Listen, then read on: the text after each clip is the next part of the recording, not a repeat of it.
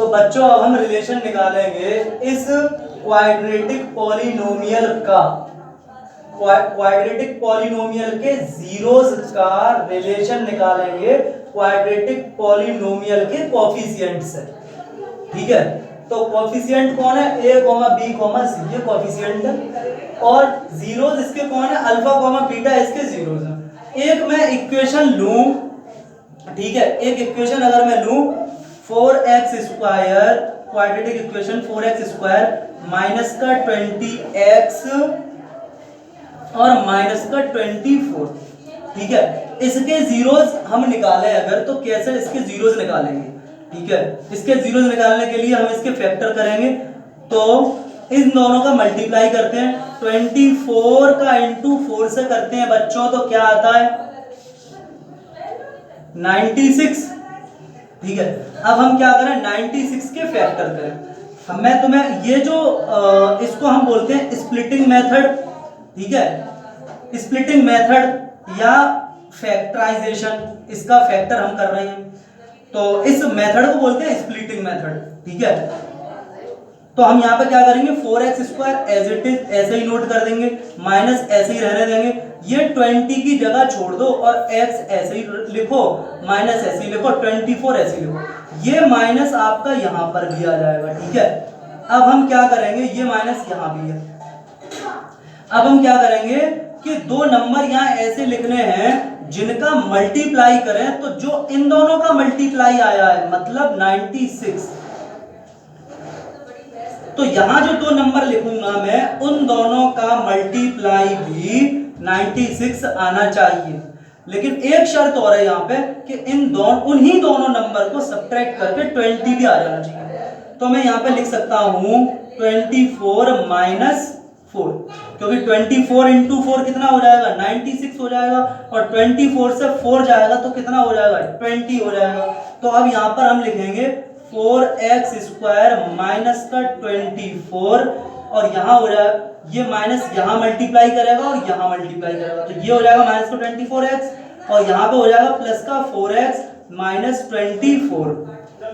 ठीक है, हमने ऐसा मान लिया कि हम x की कोई वैल्यू पर ये 0 हो जाएगा, तो हमने इक्वल 0 ले लिया, या अभी ना लें या बाद में ले लें, कोई फर्क नहीं पड़ता इससे। ठीक है, अब यहाँ से हम कॉमन लें, यहाँ से कॉमन क्या ले सकते हैं? 4x कॉमन, तो यहाँ पे कौन बचेगा अंदर? x square minus x minus 6 plus यहाँ पे 4 कॉमन ले लो तो कौन बचेगा? x minus 6। पूरे में से कॉमन ले लो तो x माइनस 6 कॉमन आ गया, तो कौन बचेगा? 4x प्लस 4, ये बचेगा। अब ये जीरोस हो जाए, ये 0 हो जाए, ये पॉलिनोमियल है ना, ये फैक्टर फॉर्म है इसकी, यानी ये और ये है तो एक ही चीज, ये 0 हो जाए, ये 0 कब होगा? ये 0 कब होगा? या तो ये 0 हो तो मैं इसका इससे मल्टीप्लाई करूं तो ये 0 हो जाएगा, या फिर x माइनस 6 0 हो तो मैं इन दोनों का मल्टीप्लाई करूं तो ये 0 हो जाएगा। यानी कि ये ब्रैकेट अगर 0 हो तो इसका इससे मल्टीप्लाई करेंगे तो 0 हो सकता है, या फिर ये ब्रैकेट 0 हो तब इसका इससे मल्टीप्लाई करें तो ये 0 हो सकता है। ठीक है, तो मैंने कह दिया कि x माइनस 6 को हमने 0 ले लिया, ठीक है, और या फिर हम 4x प्लस 4 को भी हम 0 ले सकते हैं। ठीक है, तो यहां से जो x की वैल्यू आई वो x की वैल्यू कितनी आ रही है? x is equals to minus का 6, और यहां से जो x की वैल्यू आ रही है वो कितनी आ रही है?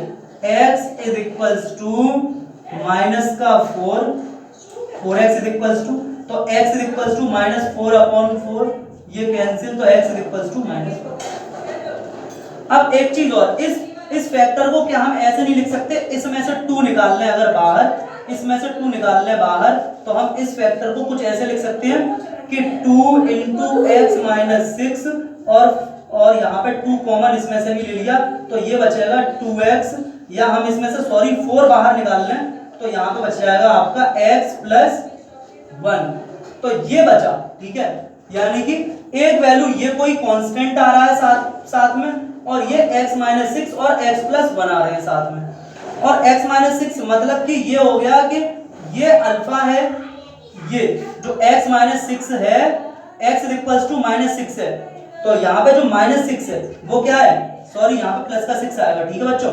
यहाँ पे जो माइनस का 6 है तो अल्फा की वैल्यू यहाँ पे हो जाएगी +6 और यहाँ पे बीटा की वैल्यू हो जाएगी -1, ठीक है। अब बच्चों मैं इसी चीज को यहाँ पर भी अप्लाई करूंगा और मैं कोएफिशिएंट में और जीरोस में रिलेशन निकालूंगा।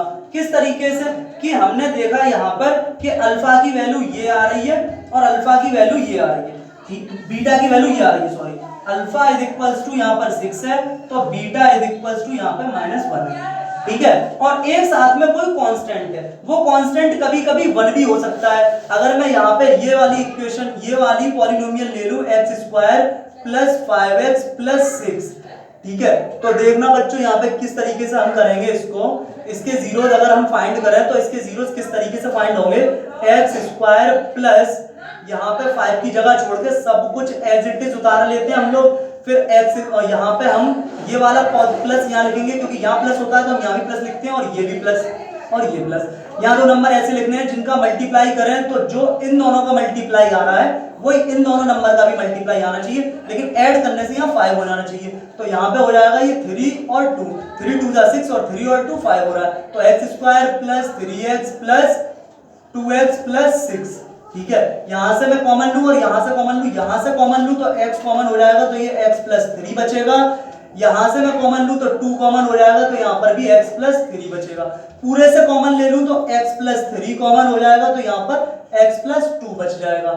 अब मैं ये कह रहा हूं कि ये चीज 0 कब होगी, क्योंकि ये और ये दोनों बातें एक ही तो हैं, ये इसके फैक्टर ही तो हैं। जैसे कि 12 है, ये ऊपर लिखा है 12 और नीचे लिख दूं मैं 3 × 4, तो बातें तो दोनों एक ही हैं, ये इसके फैक्टर ही तो हैं, ठीक है। हमने इसको लीनियर पॉलिनोमियल के 2 फैक्टर में ब्रेक कर लिया